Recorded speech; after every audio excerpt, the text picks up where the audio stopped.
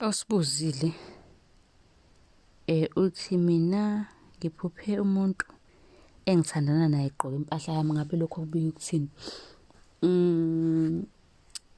Ngizoqala ngicacise la ukuthi angilandi, kodwa kubalulekile ukuthi ni-subscribe-e, nibuze uma kuwukuthi niyabuza, nicele uma nicela inamba ngizoyishiya la kulaba abafuna ukubuza amaphupho ku-WhatsApp, nabafuna incwadi yamaphupho, neminye-ke imithi yesintu. Ukuphupha umuntu othandana naye egqoke isikibha sakho, impahla yakho, hlampe ingubo yakho, lokho kusuke kubika ini na?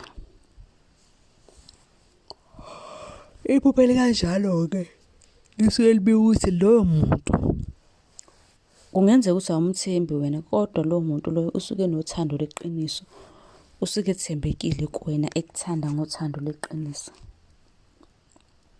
Ngiyathemba ukuthi lo sibuzo liphendulekile. Nawe uma unombuzo ngicela uphuthume bakithi ku-WhatsApp, inombolo ngizoyishiya.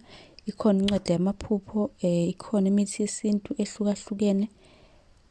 Abantu abasukume bekwazi ukuthi belapheke kukho konke abanakho, bengasabi. Ungasabi nawe ukubuza, sikwenzele yakho ividiyo uzobuka. Ningakhohlwa bafethu ukusubscribe, ngoba ukusubscribe kwakho ukusizakala kwami, ukubuya kwami la ngizochaza futhi ukusizakala kwakho.